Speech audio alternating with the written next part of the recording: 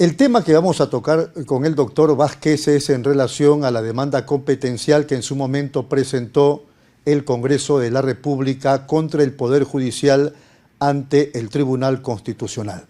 ¿Qué tendría que decir sobre el tema, doctor? Buenos días. Muy buenos días, señor Lara. Encantado de estar con Nativa y gracias por la oportunidad de expresar nuestro punto de vista en relación a esta materia. Efectivamente, como los amigos que nos siguen saben bien, la Junta Nacional de Justicia ha estado sometida a un agobio, un acoso permanente por parte de un sector del Congreso de la República, lo cual afecta la independencia del sistema de justicia.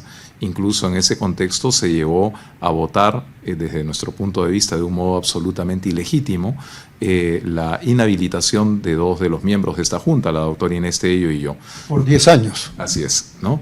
Frente a esto... ¿Cuál fue el argumento para recordárselo a los televidentes? Claro, el argumento fue la interpretación que hicimos los miembros de la Junta Nacional de Justicia en relación al rango de edad para la permanencia de los miembros de la Junta, que es un tema propio del autogobierno de la Junta Nacional de Justicia y que además tiene que ver con nuestra propia independencia, con nuestra propia autonomía.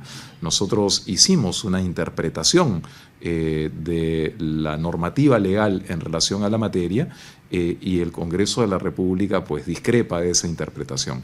Pero la discrepancia en la interpretación que hacen miembros de la Junta Nacional de Justicia, que tenemos el mismo rango de los jueces supremos, no da lugar a responsabilidad de carácter disciplinario alguno. Cuando se está en desacuerdo con una interpretación, se acude a las instancias judiciales correspondientes. Podría haberse planteado un amparo si alguien estaba en desacuerdo, o una acción popular, o una acción de cumplimiento. Hay vías establecidas en la Constitución y en la ley para cuestionar las decisiones de los órganos del Estado. Pero, sin embargo, nunca hubo ningún cuestionamiento.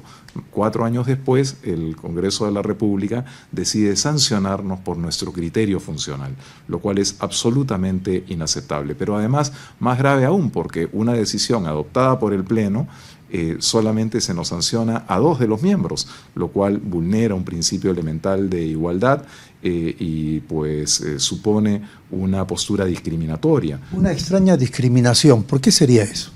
Bueno, pueden haber sin duda algunas razones que tienen que ver con las propias actuaciones que hemos tenido algunos de los miembros de la Junta en el pasado. La doctora Tello, por ejemplo, integró la sala penal que condenó a 25 años al señor Vladimiro Montesinos, así como a otros altos dignatarios del régimen de los años 90. En mi caso, me tocó como ministro de Justicia abrir un registro de víctimas y presuntas víctimas de esterilizaciones. Presumo que hay viejas deudas que algunos han querido ejecutar por esta vía, ¿no?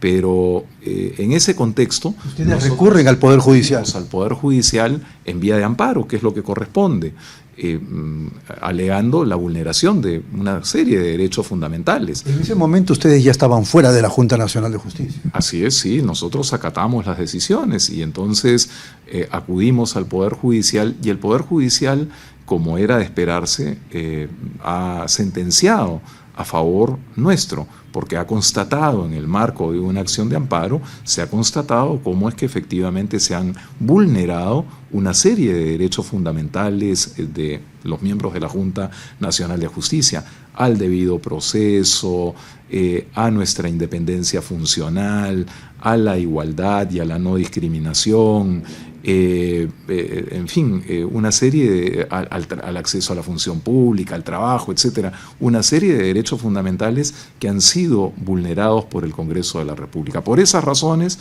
el Poder Judicial dice, esa decisión del Congreso es nula. Entonces, frente a eso, el Congreso de la República... O sea, la inhabilitación queda suspendida y ustedes regresan a sus labores. La inhabilitación es nula, en este momento no existe, ¿no? Se lo preguntamos porque hace algunas semanas atrás el actual presidente de la Comisión de Constitución del Congreso, Fernando Rospigliosi, ha dicho que esos jueces han prevaricado, que ustedes no podían haber regresado luego que el Congreso de la República los inhabilitara por 10 años.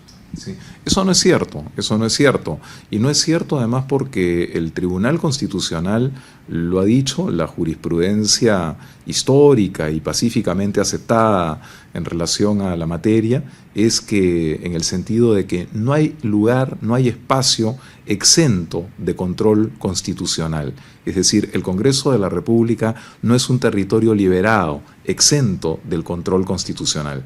Y el control constitucional lo ejerce, en primer término, el Poder Judicial y eventualmente, ante la negativa de amparo, el ciudadano afectado puede acudir en vía de agravio constitucional ante el Tribunal Constitucional. Eso no solamente lo ha dicho históricamente el Tribunal Constitucional en el Perú, sino que el actual colegiado del Tribunal Constitucional también lo ha reiterado. Lo ha reiterado en el caso de una demanda competencial también planteada por el Congreso contra el Poder Judicial en relación a la elección del defensor del pueblo. Y allí lo ha dicho el Tribunal Constitucional, con meridiana claridad, que cuando se trata de vulneraciones de derechos fundamentales, el control constitucional por parte del Poder Judicial es absoluta y totalmente legítimo. Entonces, ya lo ha dicho el Tribunal Constitucional. Entonces no entiendo el cuestionamiento y la calificación de prevaricadores de parte del presidente de la Comisión de Constitución. Bueno, es una posición equivocada, por decirlo menos. Pero además de eso, precisamente nuestro argumento ante el Tribunal Constitucional en esta demanda competencial que ha planteado el Congreso contra el Poder Judicial, es decir, lo que pretende el Congreso es que el Poder Judicial no pueda intervenir cuando se plantean demandas de amparo ante la vulneración de derechos fundamentales por parte del Congreso de la República. Es decir, como decíamos hace un momento, que sea un territorio liberado. Los fallos son irrevisables. Libre de control constitucional, ¿no? Entonces, frente a eso, yo he solicitado ser tercero con interés en ese proceso, porque ese es un proceso entre el Congreso y el Poder Judicial, pero evidentemente lo que allí se decide tiene consecuencias respecto de mis derechos fundamentales, y no en abstracto, sino que incluso el Congreso, cuando plantea esta demanda, lo que pide es que el Tribunal Constitucional declare la nulidad de las resoluciones que pues han amparado nuestros derechos en el Poder Judicial. Frente a eso, nosotros lo que hemos planteado, yo lo que he planteado es mi derecho a ser tercero y a intervenir en ese proceso. Y en su momento yo solicité que se reprogramara la vista de la causa. La vista de la causa fue hace ya más de 3 meses, el 10 de julio de este año. Sin embargo, mi pedido fue declarado improcedente y no pude ser escuchado en la vista de la causa. Probablemente de buena fe, los magistrados del Tribunal Constitucional 3 meses después han habilitado un espacio para que yo pueda, si lo solicito, así lo dice la resolución, si lo solicito, pueda hacer uso de la palabra. Yo respetuosamente estimo que la oportunidad fue durante la vista de la causa. Esta audiencia ya no es la vista de la causa. Y además, lo que ordinariamente ocurre en un proceso judicial es que si alguna de las partes no pudo ser escuchada, se declara la nulidad de la vista de la causa. Pero acá no se ha declarado la nulidad de la vista de la causa, ni tampoco se ha revocado la decisión que declaró improcedente mi pedido para que se reprogramara la vista de la causa. Entonces yo creo que en este contexto ya se ha producido una natural toma de posición por parte de los magistrados del Tribunal Constitucional, lo cual es natural en ese colegiado como en cualquier otro. Es decir, 3 meses después de la vista de la causa, lo que uno puede suponer es que cada magistrado ya tiene una convicción en relación a la materia. Frente a eso, yo he decidido no solicitar el uso de la palabra. Yo no he sido convocado tampoco perentoriamente para intervenir, sino se me ha dado la oportunidad. Sin embargo, yo considero que ya es extemporánea esa oportunidad y más bien con el mayor respeto por el Tribunal Constitucional, pues atendiendo al interés de los señores magistrados de conocer mi punto de vista, he alcanzado mis puntos de vista por escrito, ¿no? Y en relación a mis puntos de vista, pues lo que sostengo en primer lugar es que esa demanda competencial debió haber sido liminarmente declarada improcedente, es decir, de plano cuando ingresó al Tribunal Constitucional, inmediatamente debió haber sido declarada improcedente, porque ya el Tribunal Constitucional se ha pronunciado sobre la materia y el Código Procesal Constitucional dice que cuando ya el TC se ha pronunciado sustancialmente sobre una materia, pues una demanda sobre lo mismo debe ser declarada liminarmente improcedente. Me da la impresión que usted ya tiene claro la decisión que van a asumir. No, yo no tengo en absoluto clara la decisión que vaya a asumir el Tribunal Constitucional. Yo confío, sin embargo, en que el Tribunal Constitucional declarará improcedente esa demanda o en su defecto la declarará infundada.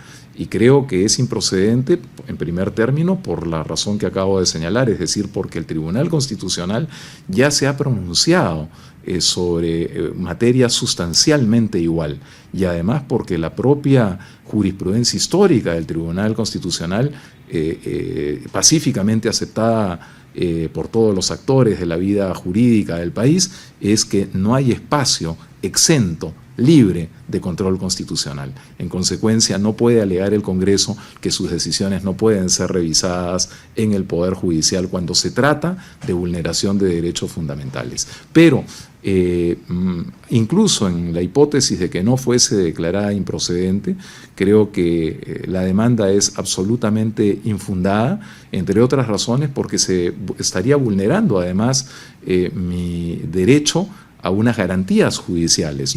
¿Qué haría en ese contexto? ¿Tienen ustedes alguna ruta? Bueno, habría que evaluarlas en su momento. Todavía no me pongo en ese supuesto, ¿no? Yo creo, como me he permitido decirlo en otras oportunidades, que cada día tiene sus propias preocupaciones. En este momento me parece a mí que hay dos cuestiones sustanciales. Una cuestión sustancial es señalar la gravedad del hecho de que el Congreso de la República esté modificando el Código Procesal Constitucional y que esté modificando, entre otras cosas, el número de votos necesarios para declarar fundada una demanda competencial. Actualmente se requieren 5 de 7 votos. Y está bajando la valla. Claro, lo que resulta absolutamente, me cuesta incluso encontrar el término adecuado, ¿no? Pero lo que resulta absolutamente inaceptable es que una de las partes en el proceso, en este caso el Congreso de la República, decida, haciendo abuso del derecho, decida esa misma parte modificar a su conveniencia las reglas ya establecidas para que ya no se necesiten 5 votos de 7, sino solo se necesiten 4 de 7 para que se declare fundada su propia demanda, ¿no? Entonces, eso es algo absolutamente inaceptable, ¿no? Pero puede ocurrir. Podría ocurrir, pero sería absolutamente contrario a derecho y en su oportunidad tendrá que ser declarado como tal, es decir, como una decisión absolutamente contraria a derecho y violatoria, pues, de garantías constitucionales y de derechos fundamentales, en este caso, de quienes podríamos resultar afectados. Pero además de eso, esa modificación del Código Procesal Constitucional tiene otras consecuencias que van mucho más allá de la circunstancia personal de la doctora Tello o de quien habla. Como es sabido, nuestro periodo constitucional concluye el 5 de enero próximo, es decir, solo falta un poco más de 2 meses para que concluya. En realidad, cualquier afectación a nuestro derecho, siendo gravísima, sin embargo, creo que deberíamos tener una mayor preocupación porque esa arma, ese instrumento podrá ser utilizado en el futuro contra otros magistrados de la Junta Nacional de Justicia, del Poder Judicial, del Ministerio Público, porque además esta modificación al Código Procesal Constitucional lo que busca es, y así lo establece el texto de la modificatoria, que ningún juez pueda admitir una demanda de amparo ante una eventual vulneración de derechos fundamentales. En consecuencia, todos los altos cargos del país, jueces supremos, fiscales supremos, Contralor General de la República, presidente del Banco Central de Reserva, miembros de la Junta Nacional de Justicia, los propios miembros del Tribunal Constitucional, podrían ser removidos a voluntad del Congreso y los jueces de la República no podrían admitir sus demandas de amparo. Muy bien. Un Congreso con superpoderes, ¿verdad? Vamos a irnos a la pausa, ¿le parece? Y tocamos otros temas, por favor. Regresamos luego con el doctor Vázquez Ríos.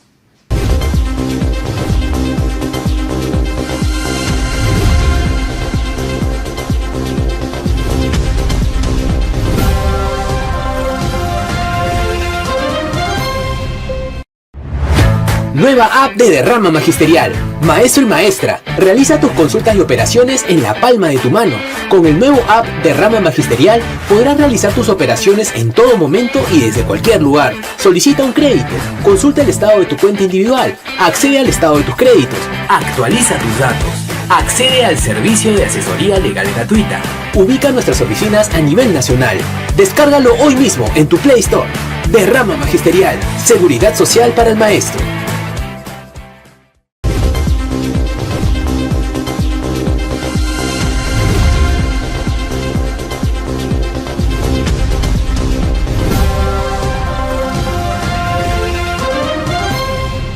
Seguimos aquí en la Junta Nacional de Justicia conversando con el doctor Aldo Vázquez Ríos.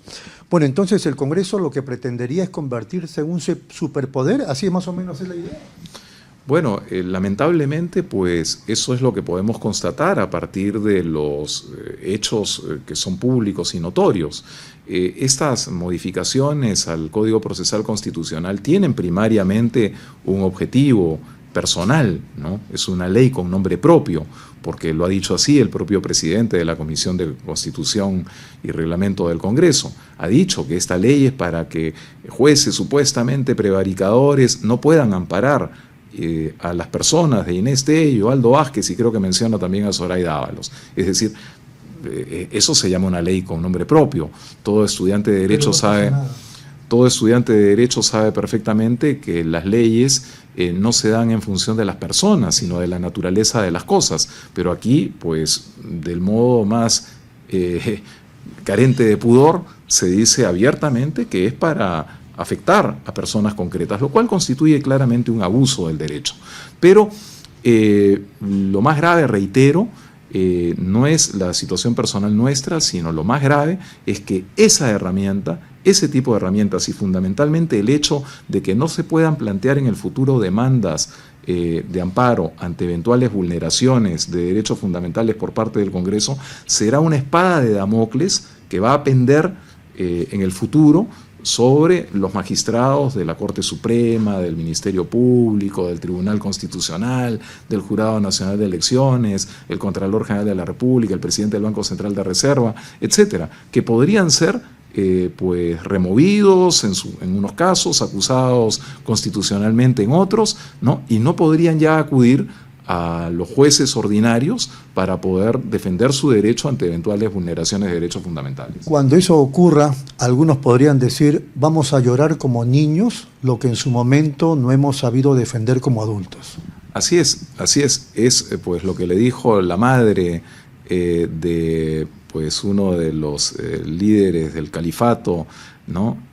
Lloras como mujer lo que no supiste defender como hombre, ¿no? Cuando cayó hacia 1492 el último califato en territorio de la península ibérica, ¿no? Y es pues también lo que recordamos siempre pues en el famoso poema que se le adjudica a Bertolt Brecht, ¿no? Primero se lo llevaron a este, pero era judío, y como yo no soy judío no me importó. Se lo llevaron al otro porque era socialista, pero como yo no soy socialista no me importó. Ahora me llevan a mí, pero ya es demasiado tarde, ¿no? Entonces yo creo que en una situación como la que vivimos, lo que no puede ocurrir o lo que no debería ocurrir es que situaciones como esta se den con nuestro silencio. Justamente eso, usted percibe silencio porque es verdad, por ahí escucho, por ejemplo, el Colegio de Abogados de Lima se está pronunciando, lo que no hacía hace muchos años, pero en general, globalmente hablando, da esa impresión, el silencio. Yo creo que desgraciadamente pues es nuestra ausencia de cultura democrática y sobre todo la ausencia de cultura democrática en las élites nacionales. Y cuando hablo de las élites me refiero a una gama muy variada, ¿no? Desde el mundo empresarial, el mundo académico, la intelectualidad, los medios de comunicación, los actores políticos, etcétera, ¿no? Es decir, hay unas élites que desgraciadamente privilegian intereses inmediatistas y no son capaces de mirar en el mediano y en el largo plazo. Por ejemplo, no son capaces de mirar que estas mismas herramientas, que ahora pueden estar en manos de un sector al que tal vez vean con simpatía, pero que mañana más tarde podrían estar en manos de actores antisistema. Es decir, imaginen ustedes actores antisistema para mí es igualmente grave, en manos de unos o de otros. Pero aquellos que privilegian su signo ideológico o sus simpatías con un determinado espacio, pues que imaginen cómo usarían estas mismas herramientas una mayoría parlamentaria antisistema, con un signo ideológico distinto. Lo que estamos generando es una debilidad absoluta de las instituciones, y en ese ámbito o en ese espacio de debilidad total de las instituciones, por supuesto que, como suele decirse, a río revuelto ganancia de pescadores, con lo cual pues exponemos al país en el mediano y en el largo plazo a un autoritarismo de cualquier signo ideológico, pero además, como lo hemos dicho muchas otras veces, ¿no? El autoritarismo no es gratuito, el autoritarismo viene acompañado de la corrupción, porque ahí donde no hay instituciones, ahí donde no hay contrapesos, entonces hay descontrol y hay la posibilidad pues, de ejercer de un modo absoluto el poder y con ello de corromperlo absolutamente también. Muy bien. Yo quería terminar la entrevista, doctor Aldo Vázquez Ríos, con el tema de la fiscal suspendida Elizabeth Peralta. ¿Qué responsabilidad recae en ustedes respecto de su persona y de otros fiscales cuestionados como Lucio Salirrosas? He visto hace algunos días en las redes sociales incluso una entrevista que le hacen a Peralta, pero me parece que era del Consejo Nacional de la Magistratura. Aclárenos el tema, por favor. Sí, yo le agradezco mucho la pregunta porque nos permite hacer una aclaración necesaria. La señora Peralta fue nombrada no por la Junta Nacional de Justicia, fue nombrada por el Consejo Nacional de la Magistratura. Muchas veces se nos imputa a nosotros los nombramientos de jueces o fiscales, pero nombramientos en los que nosotros no hemos intervenido. Se trata de personas que han sido nombradas en el pasado, no por nosotros. O se trata también, en su mayoría, de casos de jueces o fiscales provisionales. Lo que pasa es que está el antecedente de Patricia Benavides, donde ustedes sí han sido responsables de que terminara como fiscal suprema. En un concurso cuya limpieza hemos defendido siempre. Un concurso en el que lastimosamente pues hubo pocos postulantes, hubo me parece 21 o 23 postulantes, de los cuales fueron desaprobando varias de las fases, y donde nosotros respetamos absolutamente el resultado, y respetamos el resultado en función de la información que en ese momento se tenía. Sin embargo, luego de eso, cuando se han producido situaciones que a nosotros nos han parecido inconductas funcionales, la Junta Nacional de Justicia ha actuado de acuerdo con sus competencias. Pero volviendo al caso de la señora Peralta, a la que usted ha mencionado, lo primero que debo decir es que ella no fue nombrada por la Junta Nacional de Justicia. Fue nombrada 4 o 5 años antes de que la Junta Nacional de Justicia iniciara sus funciones. Supongo que vio la entrevista que está por las redes sociales. Sí, pero es vergonzoso. Bueno, no le he visto en su integridad la entrevista, porque a veces, claro, se comparten con la opinión pública los aspectos más llamativos de la entrevista, ¿no? No le he visto en su integridad, pero lo primero que es necesario señalar es que nosotros no hemos sido partícipes de ese nombramiento. Lo que sí es verdad es que la Junta ha revisado las decisiones de nombramiento del CNM de los últimos años, y también ha revisado el caso de la señora Peralta en su momento. Y ahí yo tengo que hacer un deslinde respecto de una información periodística en donde desgraciadamente se ha faltado a la verdad. ¿En la República? Bueno, yo tengo el mayor respeto por el diario La República, pero efectivamente un periodista de ese diario consignó una información que no es exacta, que no es cierta. Dijo que la Junta Nacional de Justicia había tomado la decisión de convalidar aquel nombramiento el 28 de septiembre de este año. Y eso es absolutamente falso.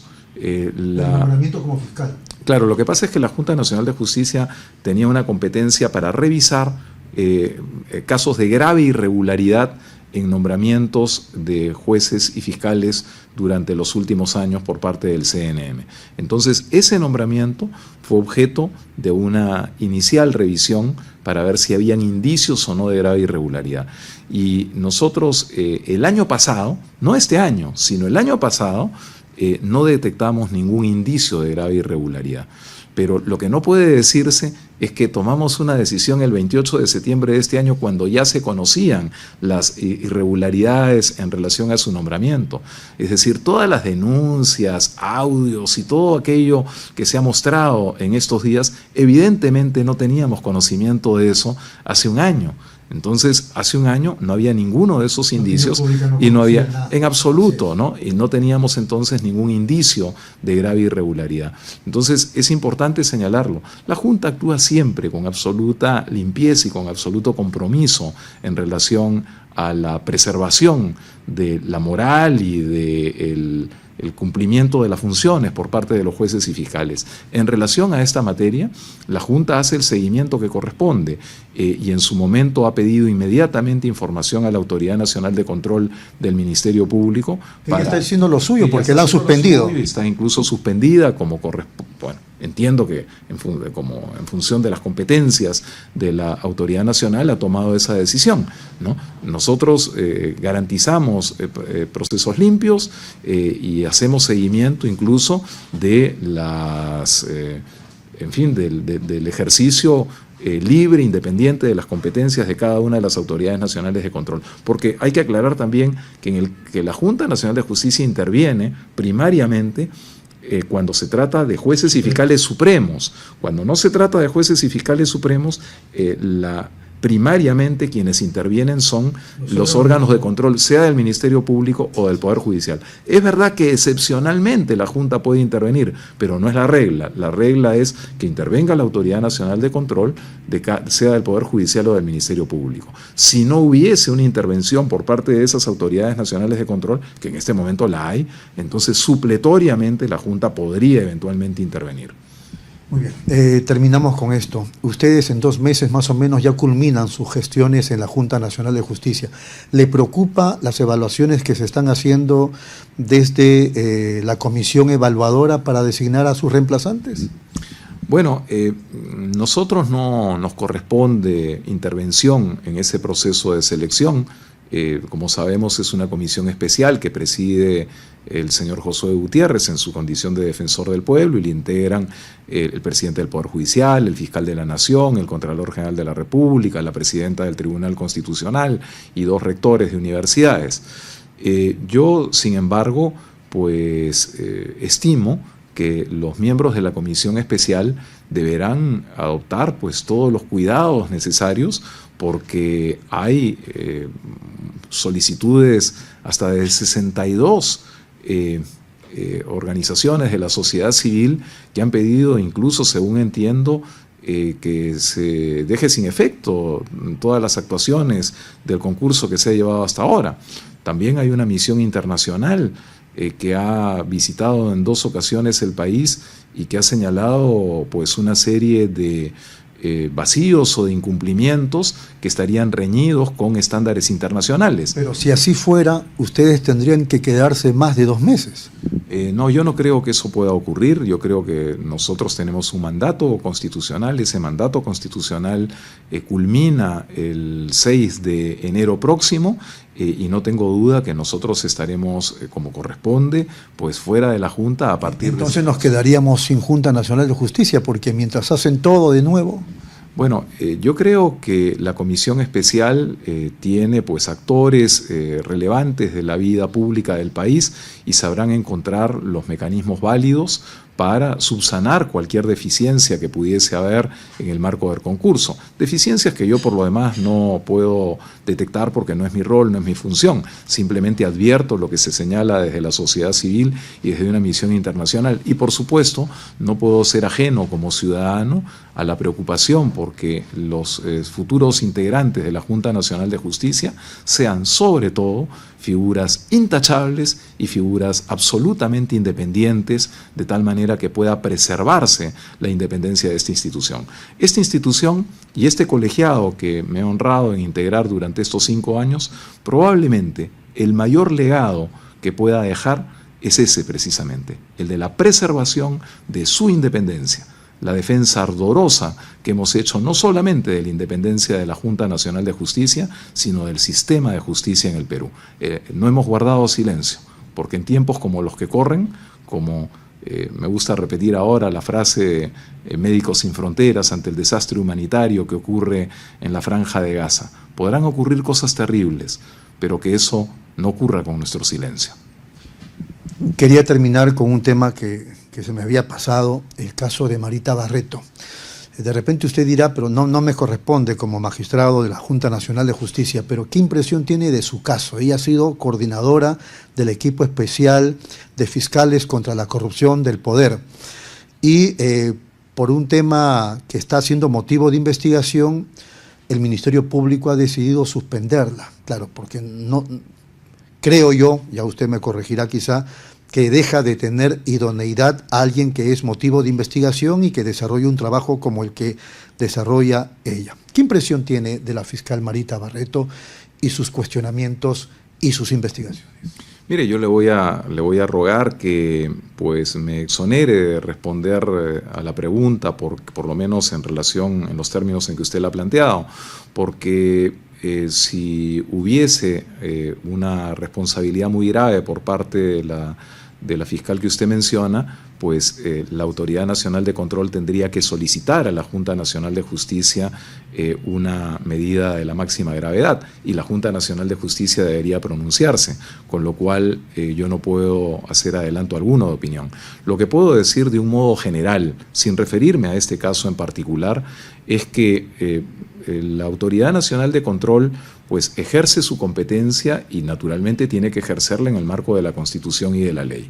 Si un magistrado siente que sus derechos están siendo vulnerados ante una decisión de la Autoridad Nacional de Control, pues cabe, por supuesto, los recursos dentro del mismo proceso y eventualmente cabe también como ya ha ocurrido en el pasado, magistrados que se sienten afectados por una decisión de las autoridades nacionales de control o incluso se sienten afectados por una decisión de la Junta Nacional de Justicia, pueden acudir precisamente ante los jueces constitucionales para que ejerzan control constitucional sobre las decisiones que correspondan. La Junta no le toca intervenir en esta fase del proceso que usted se refiere, sino eventualmente le corresponderá si es que hay un pedido de la autoridad nacional al respecto. ¿Puede una fiscal superior ser motivo de una suspensión de 6 meses en el marco de una investigación que hace el órgano de control interno? Bueno, son temas que deben ser evaluados al interior de ese procedimiento disciplinario que entiendo se le ha iniciado o eventualmente en el ejercicio de las acciones de garantía que puedan corresponder cuando un magistrado, lo digo de un modo general, sin referirme a este caso en particular, ¿no? Pero comprenderá usted que no me corresponde pronunciarme sobre un caso en particular que eventualmente podría llegar a la Junta Nacional de Justicia. Ha sido muy amable, muchas gracias. Muchas gracias a usted, señor. Ha sido el doctor Aldo Vázquez Ríos. Nos vamos de inmediato a la pausa, regresamos con más.